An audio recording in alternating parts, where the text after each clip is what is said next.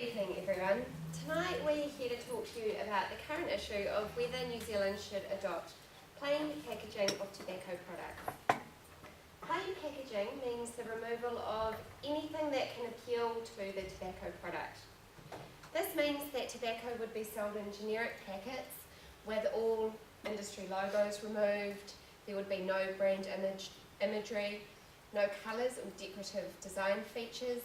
And this also means there would be no unique or coloured filters, printing or embossing of logos on the cigarettes themselves.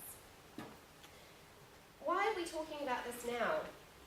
Well, Australia has recently passed the plain packaging legislation, and other countries, including Canada, have looked at the legislation but they've decided not to pass it. Now it's our turn to decide. It's a complicated issue, and the objective of our presentation this evening is to provide you with all the information that you need so that you can make up your own mind. Alright, good evening guys. We have tried to make our presentation as interactive as possible. Before we started, Adila went around and handed out a little URL which leads to our poll. We'd really like it if you guys could go onto it during our presentation and choose one of the 4 options. We will then review it at the end of our presentation and see what you guys think. I'll just give you a minute now if you haven't already done so to do it.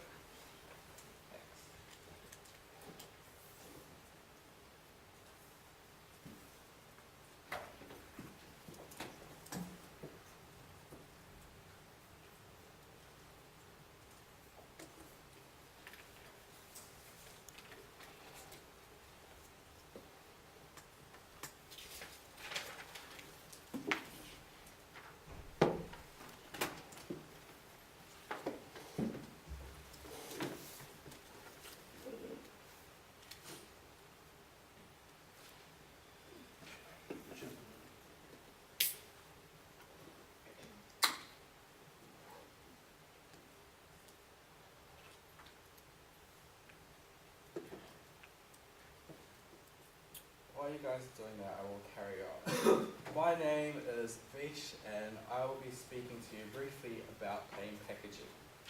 Plain packaging is being introduced in New Zealand in an effort to make the country smoke-free by 2025. The government are looking at introducing this scheme but are having trouble from tobacco companies and activists.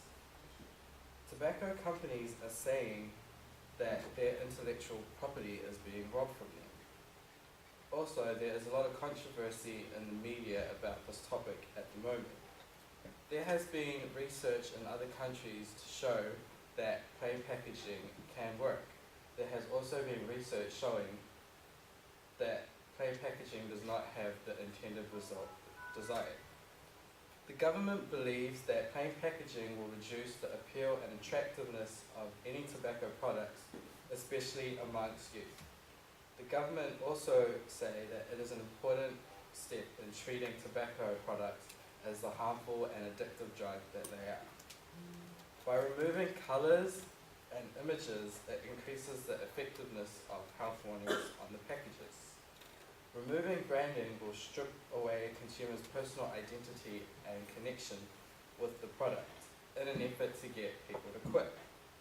Plain packaging is perceived as less appealing, especially amongst youth and non-smokers. Introducing plain packaging will discourage youth to start smoking and non-smokers to start smoking. This in turn will reduce the number of smokers in New Zealand, which will in aid help the country be smoke-free by 2025. I will now hand you back over to Tori.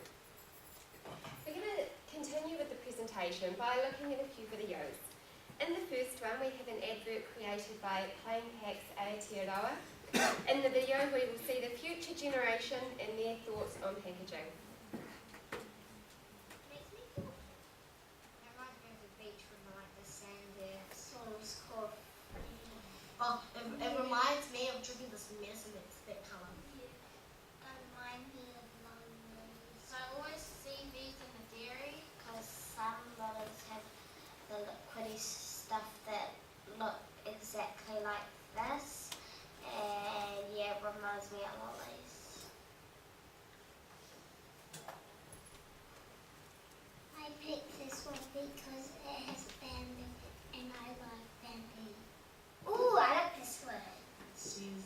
it's New Zealand's #1?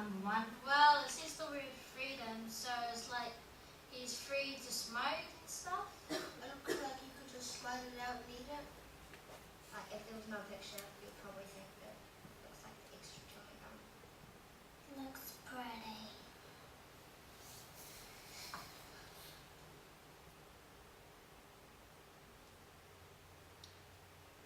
In the next video, we have an advert that's been created by British American Tobacco New Zealand in conjunction with their Agree Disagree campaign, which you may have seen recently featuring in the media.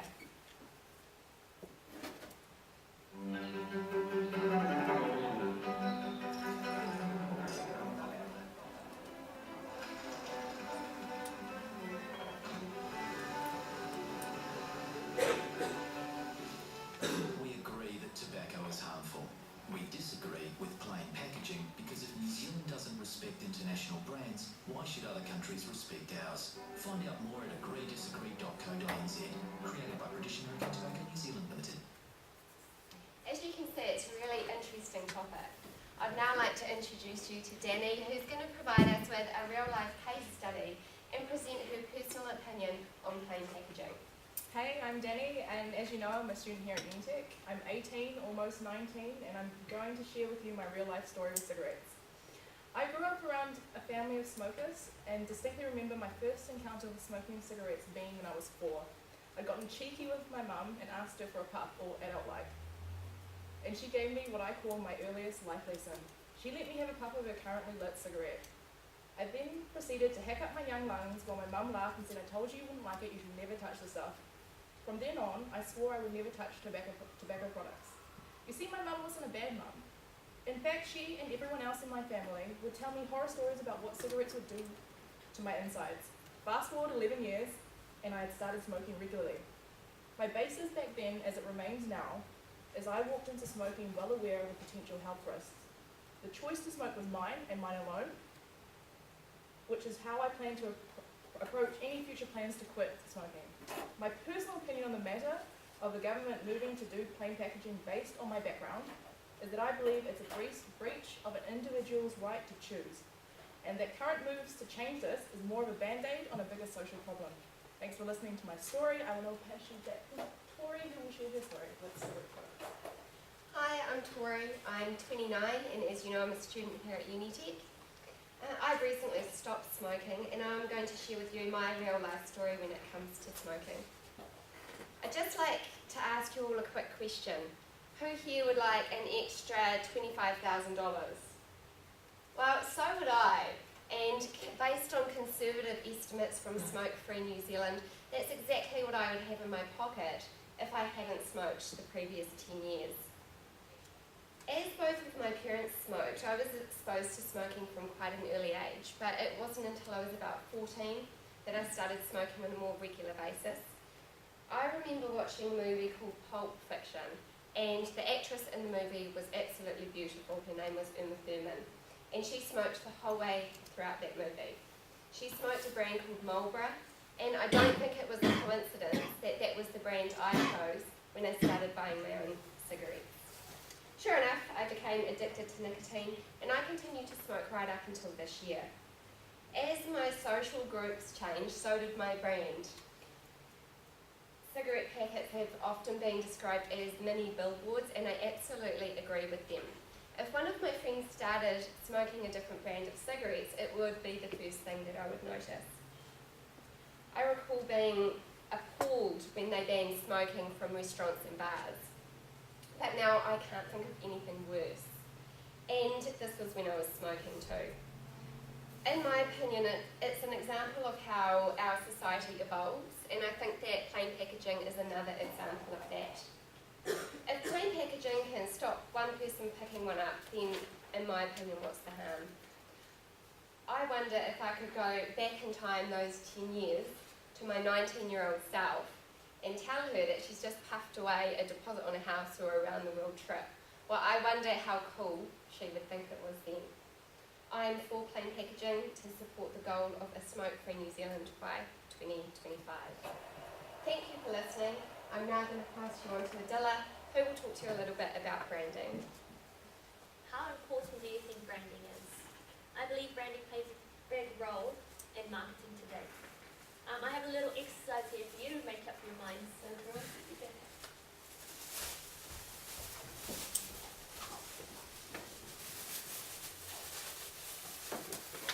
please feel free to have some.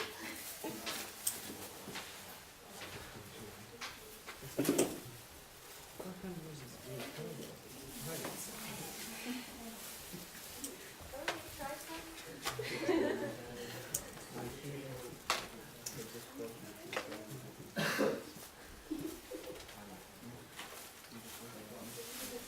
Thanks, Danny.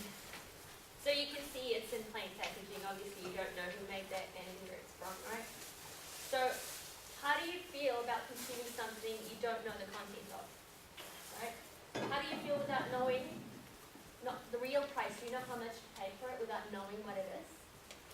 Do you feel you're making an informed decision? Most companies work really hard to create their marketing brand. It's developed over years of being in the business. It helps you distinguish products from other competitors. The most likely result companies like to get from branding is repeat purchase. The government is trying to bring in plain packaging because they believe it reduces brand appeal, removes positive association with cigarette brands, and it removes the power of imagery on cigarette products. It stops tobacco companies from misleading consumers. The tobacco company believes that consumers will no longer have a freedom of choice, and they've invested millions of dollars on their brand image. This could lead to a war on pricing. Tobacco companies could start decreasing their prices to sell more and make more profit, and this could be a negative impact on the economy and the health itself. Here are some brands that I'm sure you are familiar with. Just imagine for a second that one day something you knew and loved is not there anymore. Thank you. I'll just pass you on to Danny that will just tell you a little bit about intellectual property. Again, by creating restrictions on how someone can conduct their business within the economy, New Zealand is potentially imposing not only on the right of the individual to choose what's good and bad for them, but also the ethical obligation New Zealand has towards international companies. It could be assumed that by restricting the right to marketing and advertising of products, could not only affect the perception of tobacco companies have of New Zealand, but also others that distribute products to New Zealand.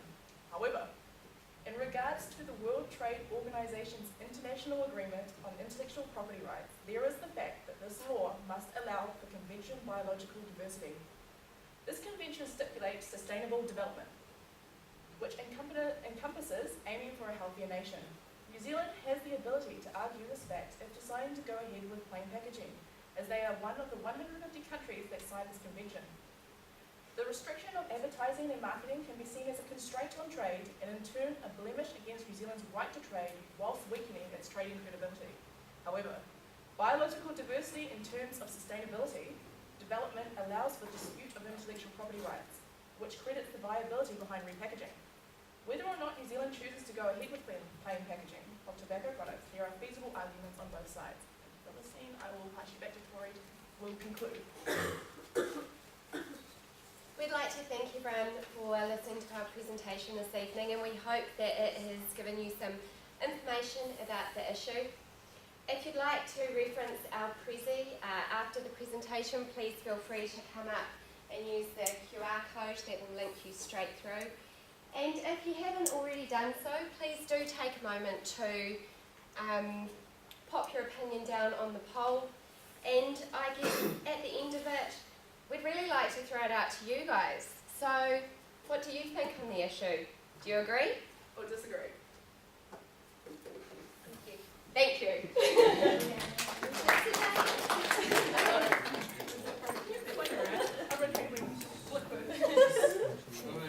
We'll just check the results of the poll for those who have done it. As you can see, it is an even split. Yeah. Thanks for those that took part.